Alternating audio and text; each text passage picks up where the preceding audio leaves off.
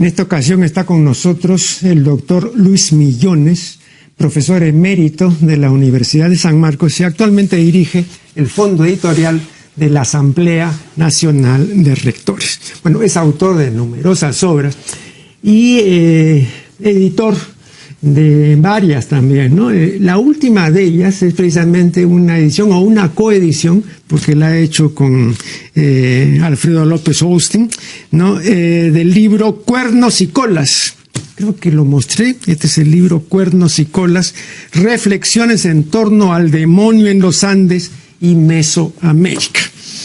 De modo que le expresamos al profesor Millones nuestra complacencia de tenerlo una vez más en este programa. Y quiero que me comente una afirmación que he visto aquí en la página 415 que me ha desconcertado. Acá dice usted que el demonio en América, como antiguo guerrero derrotado, está lleno de historias.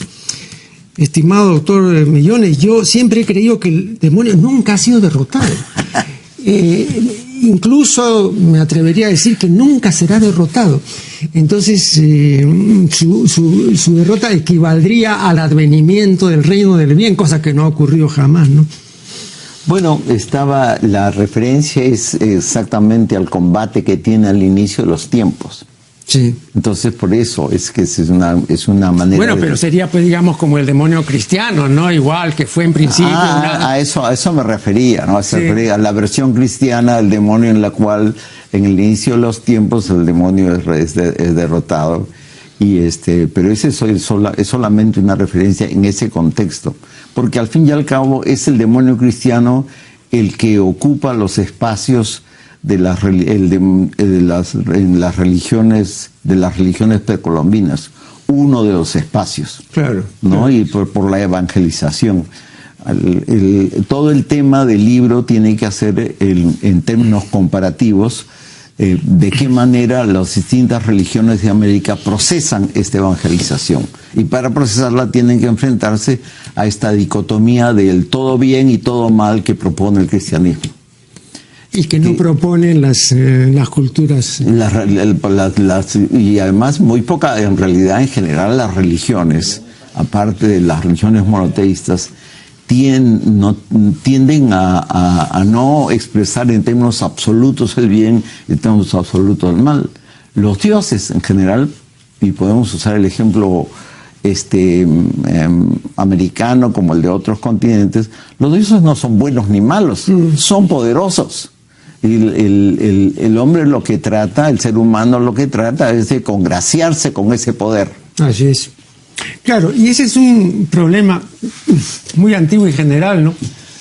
Por ejemplo, nosotros hemos traducido La Voz de la Polinesia, Tabu, no tabú, Tabu es en Polinesia, ya por influjo del inglés se volvió aguda la palabra, lo hemos traducido como prohibido, pero Tabu no quiere decir prohibido, sino quiere decir prohibido y sagrado al mismo tiempo, o sea, no como dos conceptos, sino un solo concepto que engloba. Bueno, nosotros no tenemos ningún concepto que pueda traducir eso.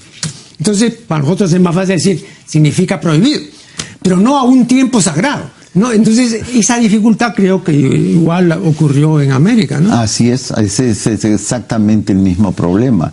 La necesidad de enfrentar el bien y el mal hace que entonces los términos grises, que son realmente los dominantes en la relación que crea el hombre frente a lo sobrenatural, hace que enfrente dos conceptos que en última instancia ni siquiera en el propio hombre están enfrentados. Un hombre no es totalmente bueno ni totalmente malo. Exactamente, los dioses lo que tienen es o el hombre cree que tienen es un poder sobre los seres humanos y la naturaleza. Y entonces todas las religiones traducen este interés de congraciarse con la divinidad. En ciencia se usan mucho los juicios que se llaman si entonces.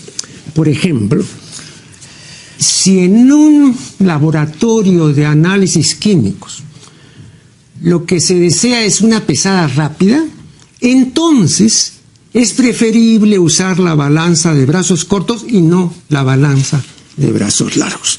Ese es un típico juicio sí entonces. Ahora, esta clase de juicios rige también en el ámbito histórico, ¿no? Vea, yo lo he dicho otras veces, pero ahora lo reitero. Si los invasores españoles del siglo XVI no hubiesen tenido la grandísima suerte de hallar el Capac-Ñan o Gran Ruta Incaica, entonces no habrían podido hacer lo que hicieron y no hubieran pues, llegado ni a la esquina, ¿no? Y si hubiesen llegado, pues habrían llegado muertos, ¿no? Y de ahí yo cobré plena conciencia de esto cuando Ricardo Espinosa Reyes publicó su gran libro sobre el Capac-Ñan, ¿no? Una red vial extraordinaria. Ciesa dice que no había visto nada parecido, ¿no? En su momento de apogeo comprendía 6 países, 4 millones de kilómetros y todo. Bueno, así pues yo me la llevo fácil, ¿no? Jamás en la educación escolar de este país, ni en la universidad, nos dijeron nada de eso. Entonces hay una política de ocultamiento, y no sé, por ignorancia o por intereses creados, que me parece que es fatal, ¿no? No sé si usted la podía apreciar, usted tiene una gran experiencia universitaria. Yo le quería, por eso, antes de entrar en la pregunta propiamente dicha, preguntar por qué hay este escamoteo y esta falsificación de los hechos. Lo que hay es un rechazo a la inversión en investigación. Ajá. Claramente aquí no se invierte en investigación. Vamos a decir, si yo quiero en San Marcos o en cualquier universidad nacional recurrir a los fondos de educación de una facultad, entonces lo más que podría conseguir después de competir con todos mis colegas es 4.000 soles al año. ¿Al año? Ahora, con cifras así, ¿qué podemos esperar? Además, no existe ninguna política de investigación del Estado. En México existe, paralela a la carrera docente, la carrera de investigador. Uno puede no se enseñar y dedicarse exclusivamente a la investigación y tienen los salarios equivalentes. Aquí, ¿cuál es la investigación pagada? No existe. Al gobierno no le interesa. Es decir, no es una vieja tendencia de escamotar el dinero. Hay que ver los presupuestos, por ejemplo, que tienen los direcciones o ministerios de ahora incluso. Peirano me dijo que el presupuesto del Ministerio de Cultura era 0.29 del presupuesto nacional. O sea, ni siquiera 1%. O sea, aparte de pagar los salarios, ¿qué otra cosa podría hacer el ministerio? Entonces, igual a mí realmente me preocupa mucho porque ¿qué cosa nos queda? Nos queda acudir a fuentes del exterior, es decir, investigadores que finalmente publican libros generalmente en sus propios idiomas y cuando llegan a ser traducidos pasarán 5 o 6 años. Entonces siempre estamos atrás. Bueno, volviendo a la clase de juicio, sí, entonces, ¿no? Si los invasores españoles hubieran advertido oportunamente que en ninguna de las lenguas nativas había un concepto que pudiese traducir adecuadamente el concepto de demonio, de Satán, de diablo, entonces, en lugar de tomar el camino que tomaron, que era el de la extirpación de idolatrías y el de la matanza sistemática y la Inquisición, pues habrían obrado diferentemente, ¿no? ¿Qué cosa pasó? Bueno, ahí en verdad su pregunta, como de costumbre, son varias preguntas. Entonces, voy a ir por lo último. Tezcatlipoca o Supay, ¿no? Son dos términos que el evangelista los asume como demonios, pero evidentemente no decían, no querían decir eso porque el concepto no existía. Claro. Entonces, uno mira el diccionario de González Holguín, uno encuentra que en realidad se está refiriendo a un trasgo, duende bueno o malo, o Domingo de Santo Tomás, y eso es lo que está diciendo. Porque en verdad la traducción de un ser inmortal, eterno, que se dedica a hacer el mal, no encaja en ninguna de las religiones precolombinas, ni cristiana, ni Tezcatlipoca es eso entre los mexicanos, ni Supay existen eso, entonces nada. Ahora, lo del camino, a mí me parece fantástico la figura que ha usado usted para entrar a ese espinoso problema de las razones de la ventaja de la conquista. En verdad, el otro gran tema es que llega al final de una guerra civil cuando Atahualpa ni siquiera llega al Cusco. No, y ese es hay que ver, entonces, ese es Ahora, perdón, yo un día le decía esto a José Antonio del Busto, ¿no? Con quien he tenido acá ocasión un gran amigo. Sí, de conversar varias veces. Y entonces me decía, vea, Neri, ese discurrir suyo está bien como ejercicio del intelecto, pero usted se olvida de la divisa que tenían los llamados conquistadores: matarte o matarme has. De modo que frente a eso usted no me venga pues con esas lucubraciones. No, matarte o me matas o te mato. Bueno, y eso lo repetía permanentemente, ¿no? Entonces eran completamente radicales en ese sentido. Pero eso está apoyado profundamente en el sentido mismo de la religión que practicaban. Claro. ¿No? Es decir, o son huestes de Dios o son las huestes del demonio. Claro. Y todos los dioses precolombinos son asumidos como el demonio. Entonces había que extirparlos. El por qué ponen cruces encima de los templos o los destruyen. Pues lo mismo que hicieron en Roma cuando se cristianizó Roma. Entonces este es el mismo eje. O sea, la actitud de las huestes de Pizarro traduce lo que es mucho más profundo, la fe de ellos. Claro. Vamos a hacer acá una primera interrupción y ya regresaremos.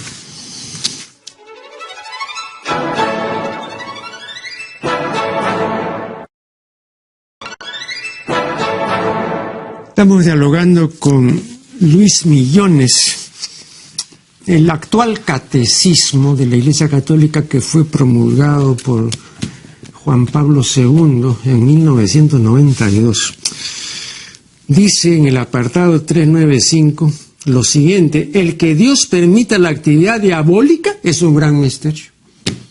Ve usted el descubrimiento que ha hecho el catecismo a estas alturas, ¿no? Que es un gran misterio, pero este gran misterio no ha impedido que se considere que ese no era un gran misterio y que ya sabemos lo que ocurrió, ¿no? Bueno, y además se asienta en el libre albedrío finalmente, porque si no, esa es la prueba que hace meritoria la existencia del hombre. Ahora, en el catecismo también se dice, también esto es interesante, que el diablo es espíritu puro. O sea, el diablo es un espíritu incorpóreo. Y se dice lo mismo de Dios. O sea, el catecismo ha desantropomorfizado al diablo y a Dios. Ya, Dios no tiene edad, no tiene sexo, no tiene cuerpo, es espíritu puro. Y el diablo igual. Pero puede corporizarse. No, pero en el catecismo los dos son espíritus puros. O sea, claro, es demasiado abstracto para el creyente término medio, ¿no? Sí. Imaginarse pues a Dios espíritu puro no se puede imaginar, tiene que tener ahí la representación, la imagen, ¿no? Sí. Pero digo que es interesante esto porque si ahora esa es la posición de la Iglesia Católica, porque el catecismo es la doctrina oficial de la Iglesia, entonces si no saben qué cosa, por qué está el mal, ¿no? Y que este es espíritu puro, no solamente dice eso, también el catecismo dice muy expresamente que el infierno no es un sitio, sino un estado del alma, ¿no? Del alma. Privado de la contemplación de la divinidad, etcétera. El anterior Papa contradijo eso. Sí, pero acá está ahora en la versión, ¿no? Ahora, pues, la Iglesia Católica, que en los siglos XV, XVI y XVII fue la única y verdadera responsable de la espantosa cacería de brujas, ¿no? Ahora dice estas cosas. Pero eso que dice ahora no le impidió pues siglos atrás hacer lo que hizo, ¿no? Y lo mismo los conquistadores o invasores españoles con la expansión de la idolatría. Una de las cosas más complicadas tendría cualquier religión cristiana, no solo los católicos, es eliminar la presencia del demonio. Uh-huh. No hace mucho escuché un programa de un pastor pentecostal en Estados Unidos. Y este pastor pentecostal que era exitosísimo, de esos televangelistas, Claro. ¿no? Y con contribuciones que superaban el $1.000.000 al mes. Se le ocurrió decir que el demonio no existía. Ya. Al día siguiente la congregación empezó a irse, la iglesia lo sancionó, lo separaron, y ahora si hay 100 personas en su prédica es mucho. Entonces, la presencia del demonio como contraparte hace posible la existencia total de la religión cristiana en general. Entonces, y contraponer una imagen con una propuesta del espíritu puro o ¿cómo se llama? Es necesaria, porque si no la rivalidad es imposible. Pero eso también es solamente posible en estas confesiones religiosas binarias, ¿no? Donde aquí hay el espíritu del bien y aquí está el espíritu del mal. Por supuesto. Pero en Mesoamérica y en América en general no hay esa división así tan tajante, ¿no? No, lo que pasa es que finalmente la propuesta de lo sobrenatural como existencia ajena al hombre y ante la cual hay que hacer méritos para que esto sobrenatural reaccione en favor del hombre, hace que todos sean en cierta forma iguales. Dioses y demonios como seres opuestos no existen. Existen seres sobrenaturales. Entonces, méritos para que el ser sobrenatural atienda a los pedidos de uno, o uno no hace mérito y resulta castigado. Entonces, por eso existen rituales para cada una de estas cosas. Lo que tendríamos que empezar a pensar es si en términos populares, incluso en los países cristianos, los hombres no reaccionan exactamente como las religiones precolombinas. Es decir, uno le reza a cualquiera y dice, bueno, San Martincito de Porres es realmente bueno, Santa Rosa no funciona, y por acá, por allá, ¿no? Que entonces voy donde el brujo y le digo, oye, por favor, me hace un hechizo a ese desgraciado que me ha robado. Por acá. O sea, de pronto, en los términos populares, la cercanía a lo sobrenatural sigue funcionando en términos de sobrenatural como poderoso. Sea santo o no sea santo, ¿no? Que San Benito ponlo de cabeza porque si no, no me caso, y cosas por el estilo. Es decir, se le castiga a Dios para que funcione. Pero eso es, digamos, lo que se llama la religiosidad popular.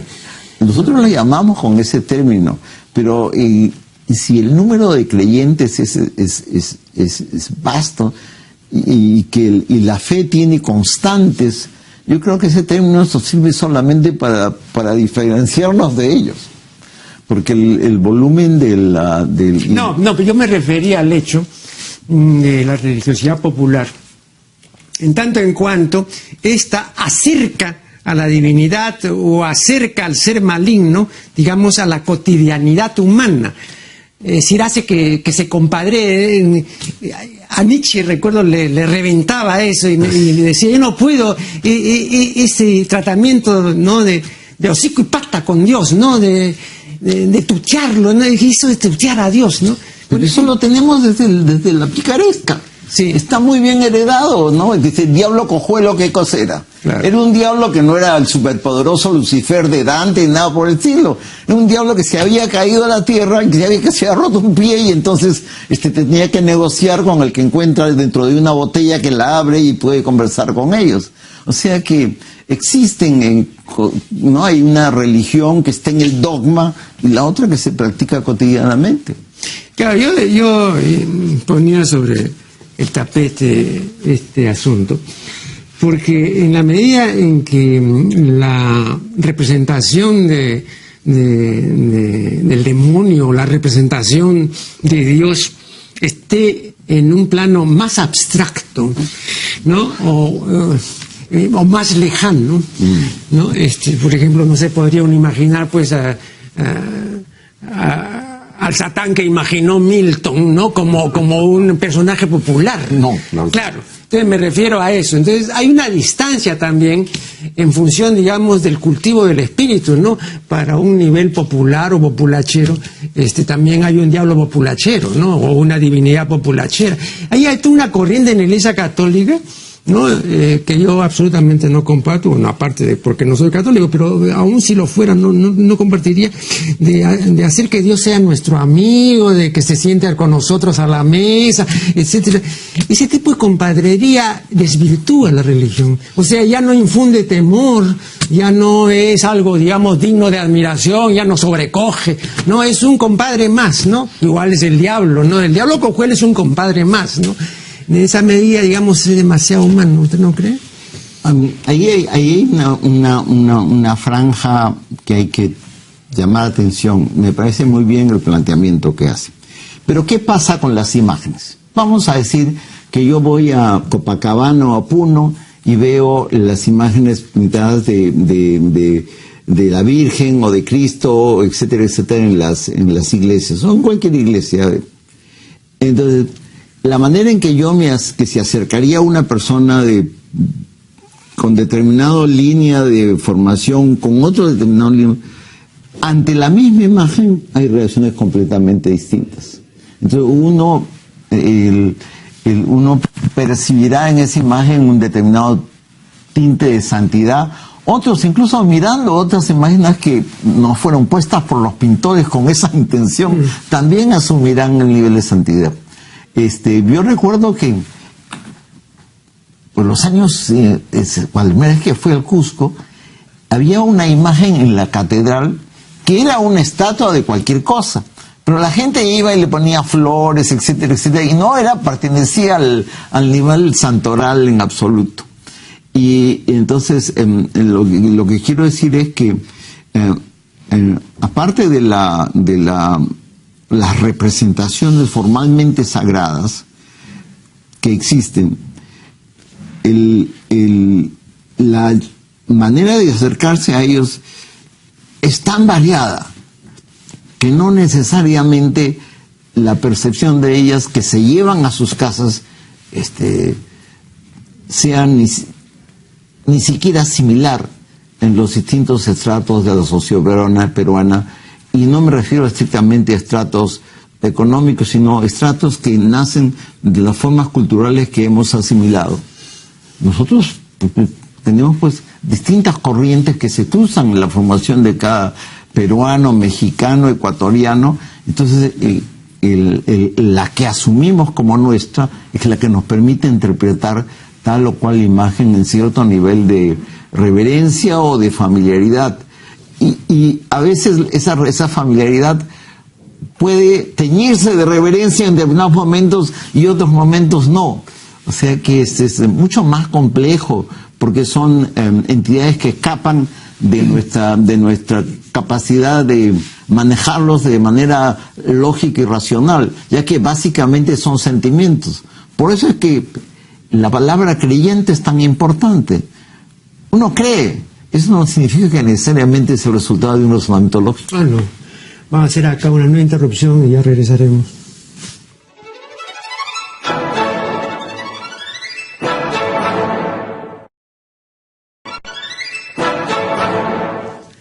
Continuamos esta interesante conversación con Luis Millones. Bueno, quería someter a la consideración de mi invitado lo siguiente.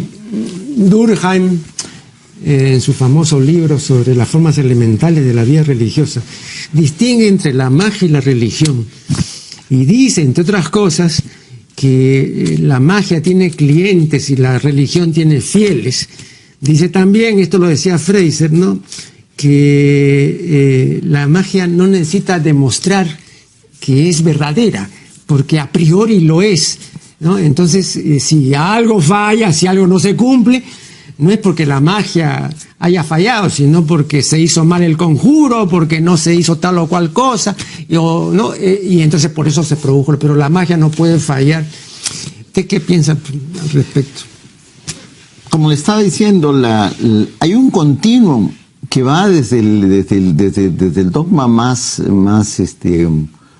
organizado hasta las consecuencias prácticas. Es decir,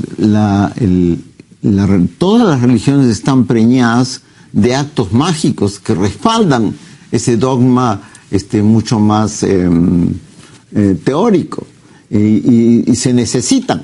se necesitan. Digamos, yo podría decir un ejemplo medio profano, pero que vale. Durante la misa, el pan y el vino no son al mismo tiempo cuerpo y sangre de Cristo. Entonces, si existen creyentes verdaderos, el acto realmente se realiza en una transformación. Y esto, mirado desde afuera del cristianismo, puede ser un acto mágico. Entonces, bueno, los creyentes están seguros de que esto ha sucedido. ¿Y por qué no? Porque la religión necesita eso, necesita creyentes. Y ahora, entonces la línea que separa, digamos, el quehacer mágico de una religión de los conceptos más teóricos de la religión es una línea gris, tenue, ¿no? Claro, si los separamos, como hace un momento estamos diciendo, viene a usted, consulta de un maestro curandero y le dice, no, le cobro 20 soles por hacer. Esa es otra historia. Pero digamos, en términos, las religiones necesitan de podemos llamarle magia, ritual, para nutrir su existencia, para darle una consistencia cotidiana. Si no se les va, si solo fuera exposición de principios teóricos, y se nota, ¿no? Religiones muy teóricas como el luteranismo, por ejemplo, mide uno la cantidad de creyentes y la cantidad de las iglesias basadas en la revolución de Lutero. Y no, esas iglesias son de una enorme cantidad de creyentes, pero la iglesia que se maneja en los términos estrictamente teóricos, pues muchísimos menos. Claro, pero de todas maneras, pienso por ejemplo en la oración, ¿no? Todos los manuales nos dicen que la oración debe ser desinteresada. Pues si no, se desvirtúa. Ahora, todas las oraciones son interesadas. Y en esa medida entonces no son esencialmente religiosas, ¿no? Son las de alguien que es un pedigüeño, ¿no es cierto? Y que está ofreciendo que si le conceden eso que pide, entonces va a hacer esto otro. Pero así procede la magia, no la religión. Bueno, pero dejemos al lado eso. Usted dice aquí, en la página 424, la persecución del demonio empleó otros instrumentos para vigilar la fe indígena. El principal fue la visita eclesiástica que terminó convirtiéndose en extirpación de idolatrías. Hay pues un trasvase de la tradición europea de la caza de brujas a la persecución de las religiones de origen prehispánico. Pero ve usted, yo no estoy tan seguro de eso, porque la crudelísima cacería de brujas que se inició con la famosa bula de Inocencio VIII en el siglo XV, ¿no? Y que duró pues 300, por lo menos 300 años, y por cuya causa murieron, Vogt calcula que más de 9 millones de mujeres, ¿no? Tenía una serie de elementos, como por ejemplo el maleficio, el pacto con el diablo, la herejía, que aquí en América no tenían esa presencia. O sea, sin esos elementos, y sin manuales como el Malleus Maleficarum, ¿no? Yo tengo un trabajo sobre la psicopatología sexual de la brujería, ¿no? Bueno, había toda pues una parafernalia que aquí desconocíamos. Lo que pasa es que hay que verlo eso en la... Lo que usted dice es un trasvase, o sea, sí, que se ha trasladado de aquí para acá. No, yo estoy absolutamente convencido de eso. Lo que sucede es que naturalmente tiene que ponerlo en un lenguaje comprensible para los futuros creyentes. Yeah. Y para ponerlo en futuros creyentes, entonces, claro, el demonio es Tezcatlipoca, o el demonio es Supay, etcétera, o lo que fuere. Entonces, porque si dice demonio no le van a entender, tiene que ponerlo en quechua o en náhuatl, pero al ponerlo en quechua, en náhuatl, ya está haciendo una traducción, un trasvase, que es un trasvase que esforzado, etcétera, etcétera, se está empujando los términos a que coincidan, cuando no coinciden, pero en última instancia, finalmente, lo que se trata es de demonizar a ese ser que en su contexto no era demonio. Entonces, ¿qué te está trasvasando al demonio? Mira nada más un ejemplo bien claro y visual es en el dibujo, hay un dibujo de Guamán Poma del infierno, donde aparece la cabeza de Satán devorando a los pecadores. Si uno lee la comedia de Dante, en el último piso, en el último del infierno, en el estadio del infierno, ¿qué cosa hace de Lucifer, como le llama Alighieri? Devora a los traidores Bruto, Casio y Judas. Entonces, aquí, bueno, que devora son básicamente ¿cómo se llama? Hechiceros, etcétera, etcétera, a los cuales los evangelistas le dieron el mayor peso, porque el presupuesto de las evangelizaciones es que los hechiceros indígenas, es decir, los sacerdotes indígenas de las distintas religiones, eran prisioneros, eran sujetos del demonio. Entonces, ha tenido que trasvasar todo el contexto del pecado, todo el contexto del infierno a estas sociedades. No siempre fueron exitosos. En un libro que usted comentó, me parece que con otra oportunidad, Después de la muerte, ¿no? En ese libro pues hemos encontrado 2 infiernos modernos, y en distintas partes del Perú, uno en Morrope y otro en el Brae, en la bajada de Huanta hacia la selva. Y en esos 2 infiernos los condenados pueden salir. Y eso es bien interesante, porque a la hora que ya regresaba terminando 4 años de trabajo de campo, le pregunto, converso con el joven que me hacía de chofer, y contándole el resultado de esto. Me dijo, ¿cómo usted no sabe? Me dijo así, todos los peruanos nos vamos al cielo. Así le dije, ¿por qué? Porque ya vivimos en el infierno. Ah, bueno, claro. Bueno, se ha dicho que, considerando que infernus quiere decir la parte inferior, así lo que está abajo, usted diría que el Ucupacha viene a ser la... No, Ucupacha, Ucu significa interior realmente. Ajá. O sea, la idea es distinta, y además porque en la percepción del universo, que usted sabe muy bien, en la Edad Media, o sea, hay la cercanía al empirio, al cielo está arriba y por supuesto el demonio está abajo. Y entonces la idea es, entonces, cuando tratan de traducir, entonces Hanan Pacha, como es Hanan es arriba, se llama, entonces entonces ese es el cielo. Y Ucupacha, como Ucu significa interior, que es lo más cercano, parecido a debajo, entonces el infierno. No, ese es un esquema propuesto por los evangelistas. Ahora, lo que también debe de haber sido muy difícil de admitir por los nativos es la eternidad del castigo, ¿no? Ah, fantástico. Sí. Usted tocaba un tema fantástico, porque no solo eternidad del castigo, sino que el hecho que usted se va al cielo y su mamá se va al infierno, porque total no recibió la evangelización, pobrecita. Entonces, mi madre, mi abuela, todos están en el infierno, tú te has salvado, muchacho, acabas de cristianizar. A ver, a una familia, unas sociedades en las cuales la familia es el eje, esas familias extensas mesoamericanas y andinas, es el eje de la convivencia cotidiana. Entonces mi hijo se va al cielo y yo me voy al infierno, o mi padre o mi hermano que llegó después que Cortés o después que Pizarro está quemándose ahí mientras yo estoy feliz en el cielo.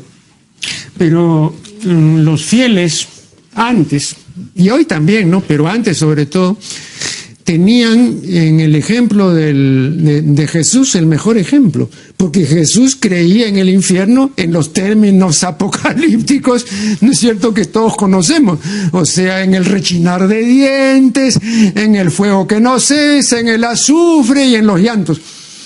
Pero entonces, si Jesús creía, entonces pues lo que le queda pues a los... Pero él creía, pero salió de ahí. Fue de visita nada más. Ah, bueno, claro. Vamos a hacer acá una última interrupción y ya regresaremos.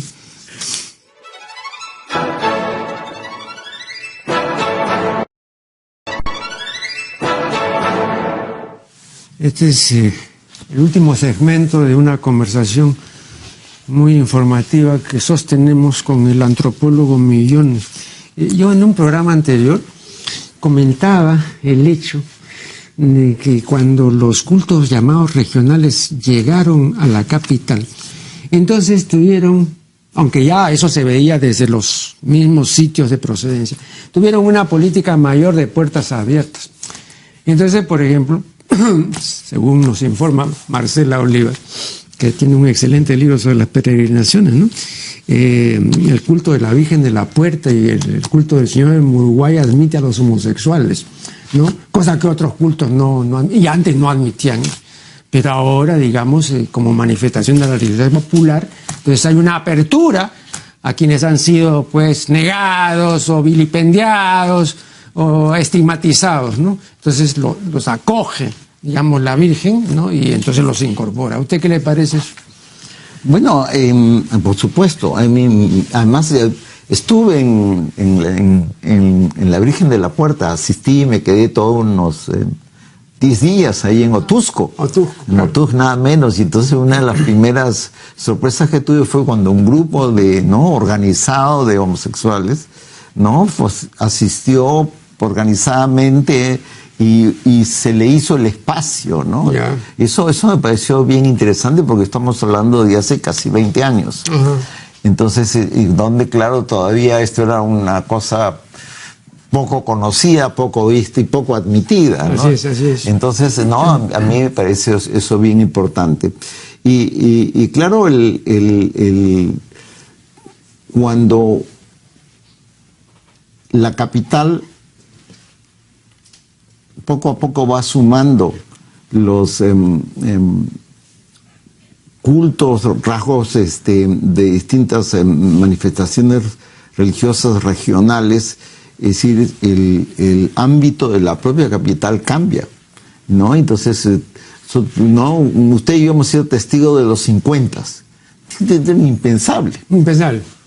En cambio ahora no, y cada vez más, y entonces no necesariamente todas las capas de la sociedad, pero en términos globales ya la sociedad admite diferencias que antes eran mal vistas. Pero además, sí, hay un culto a la Virgen de la Puerta que antes estaba concentrado en Otuzco, ahora también en Trujillo, ahora también en Lima. Pero le menciono esto de pasada, ¿no? Pero por ejemplo, cuando, no sé exactamente cuál de estas vírgenes, pero tuvieron que traer la imagen para una restauración a Lima, ¿no? Y de ninguna manera querían dejar la imagen quienes la trajeron. Y entonces en ningún momento se despegaron de la imagen, durmieron con ella hasta que terminaron la restauración. Entonces no es una simple representación. ¿Por qué, digamos, esta presencia, ¿no? Porque no podían dejar ni un minuto sola a la representación, ¿no? Entonces uno dice, bueno, pero si es una simple representación, no es una simple. Ahí está, pues el tema es que no es una representación para el creyente. Bueno, en Monsefú también, el Cristo cautivo, el Cristo cautivo se le desviste los hombres, pero las mujeres lo miran, y la descripción que ellas hicieron del acto de vestir a Cristo era totalmente, yo diría, sexual. Yeah. O sea, hay una relación con la imagen, que es una relación que humaniza la estatua, la pintura, de tal forma que se acercan a ella en los términos absolutamente respetuosos, pero que la incorporan a un universo cotidiano del cual la religión tiene un espacio preciso. Entonces, no es pues la explicación dogmática del dogma de la representación queda corta frente a la relación que establece el creyente con la imagen, porque es con esa imagen, no con todas. Claro. Ahora, usted diría que estas manifestaciones de la llamada religiosidad popular son demostrativas de un incremento del llamado también sincretismo religioso, porque eso no es estrictamente nativo, ni tampoco es estrictamente cristiano, sino que toma de aquí y de allá una serie de elementos, los incorpora, y el resultado es una manifestación sincrética. No, eso no es ni nativo, ni cristiano, ni católico, ni mágico, pero es de todo eso. Yo diría que no, quizás la mejor manera de poner, como lo entendería yo, es una interpretación del dogma cristiano a partir de las experiencias de cada una de las regiones. Porque, digamos, la misma imagen, ¿no? Lo coloca usted, el Cristo cautivo de Ayabaca. En Ayabaca es una cosa. El Cristo cautivo de Montsefu ya no es el Cristo cautivo de Ayabaca, ya es otra cosa. Uno está en la sierra, otro está en la costa, es otro tipo de público, etcétera, etcétera, etcétera. Entonces hay distintas interpretaciones que propone la imagen ante distintos públicos. O sea, es una cuestión de localía también, ¿no? Es una cuestión de localía que hereda tradiciones diferentes. Un pueblo costero como Montsefu no es un pueblo serrano. Y lo mismo se puede decir, ¿por qué la fiesta de San Juan es tan importante en la Amazonía y por qué es casi desconocida en la costa? Entonces, claro, hay tradiciones que apoyan eso, el culto al agua mucho más de alguna forma toma una tonalidad por los ríos y lagos en la Amazonía y tomará otra al lado del mar. Porque el mar inspira un tipo de sentimientos y los ríos y lagos y el tipo de tradición cultural inspira a otros. O sea que el mismo santo tiene distintas suertes. Ahora, ¿usted diría que en la capital de la República esto se ha venido produciendo desde hace, digamos, 50 años, o sea, como producto de una andinización, de un despoblamiento del agro, en fin, ¿no? Del surgimiento de barrios marginales? El primero fue San Cosme, luego siguió el Agustín, etcétera. En verdad sucede en todas las capitales. Y usted, que es un hombre ilustrado, sabe, Roma, ¿qué era en su apogeo? Era la suma que todos los cultos hacia, al fin y al cabo, culto de Irán, del cual una rama viene hacia el cristianismo, los cultos asiáticos, etc. Roma era un enjambre de cultos completamente distintos. Todas las capitales tienden a hacer eso, porque agrupan gente de muy distintos lugares y porque la propia gente de la capital tiende además a viajar. Entonces trae también, si es que regresa, trae estas tradiciones consigo, ¿no? Entonces ese es el resultado de esta concentración de personas que llegan de muy distinto origen. En una oportunidad hace algunos años, no muchos, en el suplemento del diario El Comercio se publicó un artículo muy interesante con ilustraciones del Cristo Negro que hay acá en Lima. Ahora, yo no sé qué antigüedad tiene pero es una representación efectivamente de un Cristo Negro con exposición de genitales y todo, ¿no? Y que tiene, digamos, una feligresía. ¿Usted qué sabe al respecto? Yo no conozco el Cristo Negro de Lima, pero he visto Cristos negros en México, en España, en varios sitios. O sea, el Cristo Negro es una constante y además que más bien... ¿Y con qué difusión? ¿Es gran difusión, pequeña difusión? No tanta, siempre es más o menos local. Más o menos local. Ahora, no sé qué pasa en los países del Caribe, donde podría ser que tuviesen mayor difusión por la presencia misma de los descendientes de africanos. Podría ser.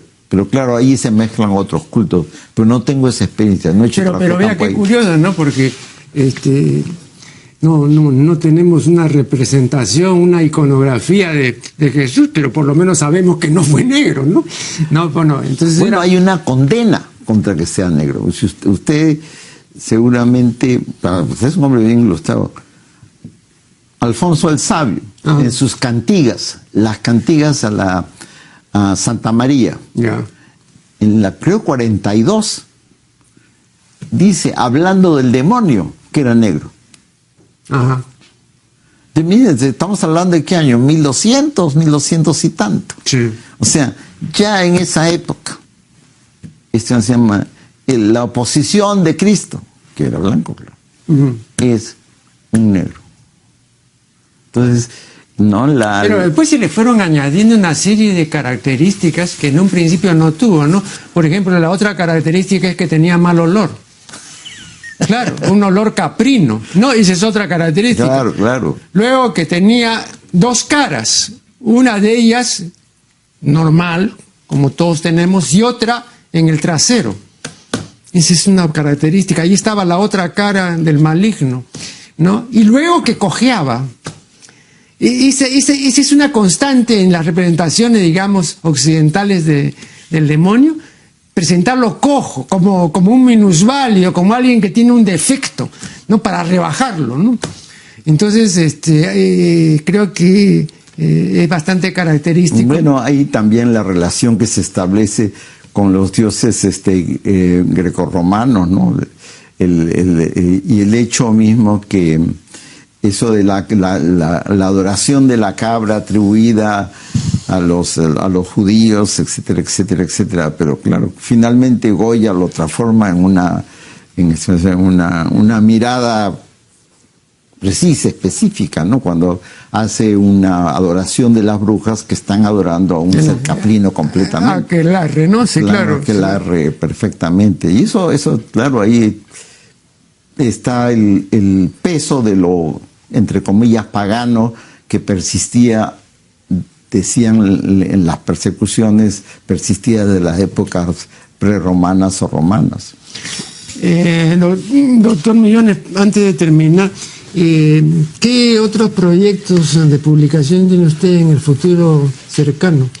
Tengo un libro sobre maestros curanderos. ¿Ah, sí, no? Sí. A medias con Silvia Limón, que es una profesora de la Universidad de México. Yeah. Así que ese es nuestro próximo libro, que estoy muy contento que salga. Y una cosa con mucho cariño, es un libro que reúne los trabajos una selección de trabajos de Cornejo Polar, a quien usted conoció, por supuesto. Claro. ¿No? Y la selección la ha hecho José Antonio Mazzotti, que fue alumno suyo y ahora es profesor en Estados Unidos. Y ese con mucho cariño, porque Antonio fue un gran tío, el doctor Cornejo Polar fue un gran sujeto y muy cercano a mí, y yo fui de los más apenados con su muerte. Bien, ha sido pues la voz y presencia una vez más del antropólogo Luis Millones, a quien agradecemos por supuesto, y con ustedes será hasta el programa siguiente.